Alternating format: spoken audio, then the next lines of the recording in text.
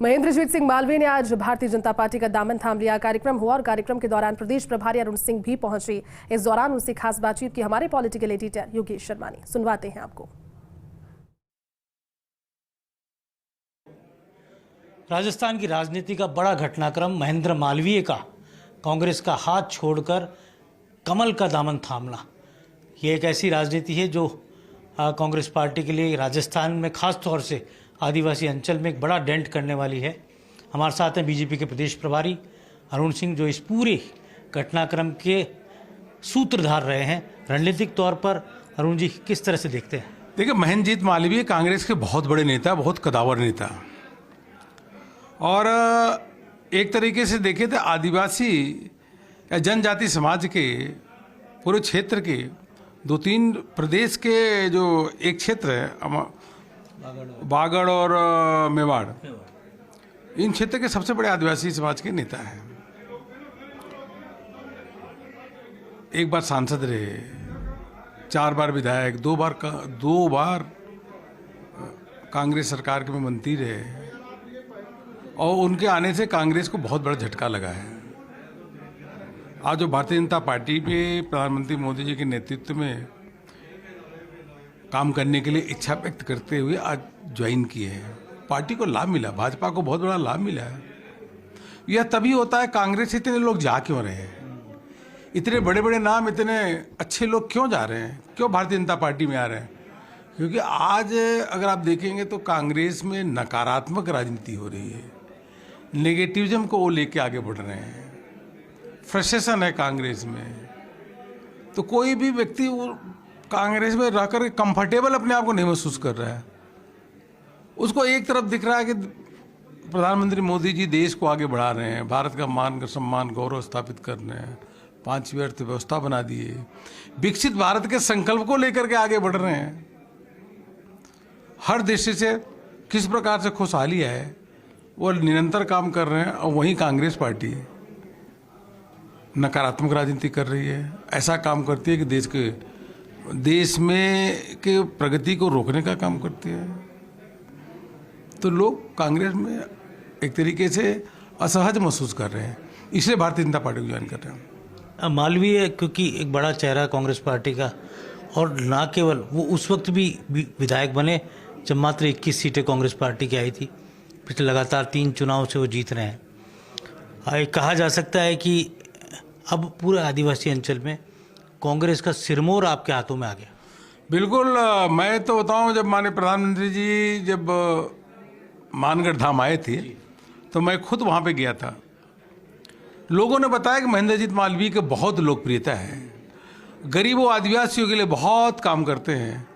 तब से हमारे मन में आ रहा था कि ऐसे नेता भारतीय जनता पार्टी में होने चाहिए, और आज भारतीय जनता पार्टी में आए, बीजेपी को बहुत बड़ी मजबूती मिलेगी।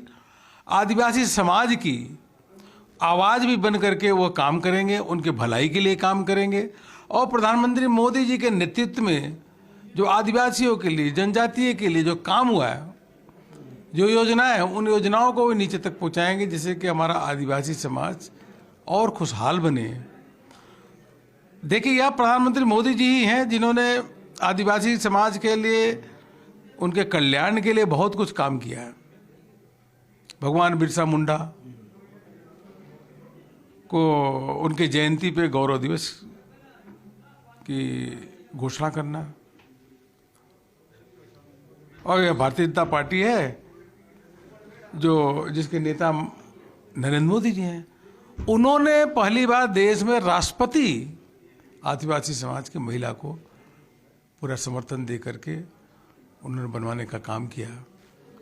अनेकों ऐसे काम हैं, एकलव्य विद्यालय देखिए, आदिवासी समाजों को ज़मीन काफ़ी दी गई है, कई अलग हॉस्टल से लेकर के कई योजनाएं लागू की गई है, छात्रवृत्ति बढ़ाई गई है, अनेकों काम हुए हैं।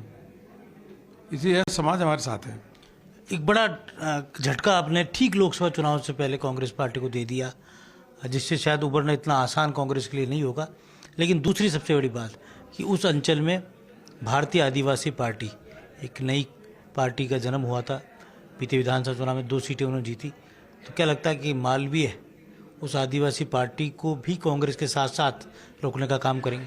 देखिए, हमको पूरा विश्वास है कि जिस प्रकार से महेंद्रजीत मालवीय जी का कद है, और यह कई राज्यों में उनका बहुत बड़ा कद है, बता रहा हूं, उनके आने से अवश्य रूप से भारतीय जनता पार्टी बहुत मजबूत होगी। जब बीजेपी मजबूत होगी तो अन्य सभी कमजोर होंगे।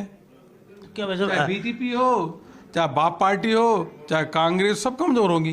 क्या लगता है लोकसभा चुनाव में मालवीय के पर विचार किया जाएगा या फिर? देखिए, यह केंद्रीय चुनाव समिति हो तो उसको निर्णय करना होता है।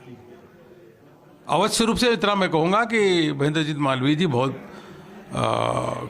बड़े कद के नेता है, उन्होंने समाज में अच्छा काम किया है, इतना मैं जरूर कहूँगा, और विधायक से इस्तीफा दे करके आए हैं। पूरी राजनीतिक तौर पर हम देखें पूरी मालवीय की यात्रा को, तो आदिवासी अंचल में उनके कद का फिलहाल कोई नेता दोनों पार्टियों में नहीं रहा, और ये भी एक बड़ा कारण रहा। लेकिन सबसे बड़ी बात है अरुण जी की एक एक करके कांग्रेस के और भी कई बड़े चेहरे कतार में। मैं कहा ना, जब कांग्रेस को नकारात्मक राजनीति करती है, निगेटिविज्म करती है, अच्छे काम को सराहना नहीं करती, देश के विकास को रोकने का काम करते हैं, राहुल बाबा कहाँ जाते हैं, क्या बोलते हैं, वह जनता को पसंद नहीं आता। लगातार देश के यशस्वी प्रधानमंत्री जी पे आरोप लगाना, लोगों के मन में जो किसान है, गरीब है, उनके हित की बात न करना, उनके मन में फ्रस्ट्रेशन स्थापित करना, देश के खिलाफ बोलना, ऐसे तो कांग्रेस में सब लोग असहज महसूस कर रहे हैं। क्यों नहीं उनको दिखाई देता है राहुल बाबा को कि देश में अगर 52 करोड़ बैंक अकाउंट खोला तो मोदी जी ने खोला, देश में 11 करोड़ शौचालय बना तो मोदी जी ने बनवाने का काम किया, 10 करोड़ लोगों को गैस कनेक्शन अगर पहुंचा है तो मोदी जी ने देने का काम किया है, आयुष्मान भारत का अगर कार्ड घर घर पहुंच रहा है 40 करोड़ लोगों को तो मोदी जी ने दिया, जन औषधि केंद्र की दुकानें अगर 10,000 से अधिक हुई तो मोदी जी के नेतृत्व में हुआ, 4 करोड़ 40 लाख गरीबों को मकान मिला है तो मोदी जी के नेतृत्व में हुआ, और 11 करोड़ घरों में नल से जल मिला है तो अभी मोदी जी ने दिया है। इसके अलावा स्वनिधि योजना से लेकर अनेकों योजनाओं के माध्यम से लोगों को लाभ मिल रहा है।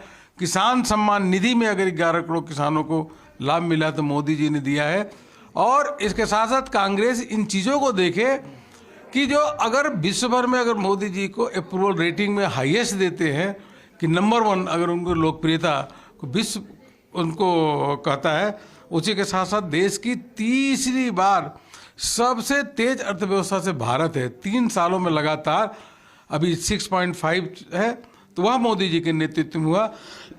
इन्फ्लेशन रुका हुआ है। हम कांग्रेस के फ्रजाइल 5 से इकोनॉमी से आज हम विश्व की 5वीं अर्थव्यवस्था बन चुके हैं। तो यह कांग्रेस को नहीं दिखता क्या? हाईएस्ट FDI भी आज देश में है, हाईएस्ट फॉरेक्स रिजर्व भी देश में है, तो यह उनको नहीं दिखता। यही कांग्रेस थी जहां 2 लाख करोड़ रुपए ऊपर इंफ्रास्ट्रक्चर के खर्च होते थे, आज 10 लाख करोड़ का 11 लाख करोड़ रुपए इंफ्रास्ट्रक्चर के खर्च हो रहे। ये नहीं कांग्रेस को दिखती। एक मेरा आखिरी सवाल है, मालवीय से पहले चुन्नीलाल गरासिया को राज्यसभा का उम्मीदवार बनाया, तो बीजेपी आदिवासी वोट बैंक को पूरी तरह साध रही लोकसभा चुनाव से पहले।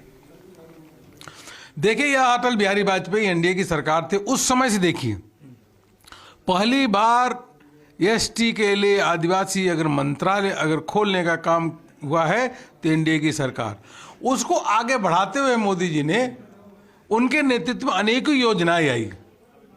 उस योजनाओं के माध्यम से एसटी समुदाय का कितना भला हो सके उसके लिए काम किया है, आदिवासी का गौरव बढ़ाने का काम किया है, यह प्रधानमंत्री मोदी जी ने काम किया। इसलिए हमारा एसटी समाज भारतीय जनता पार्टी के साथ है।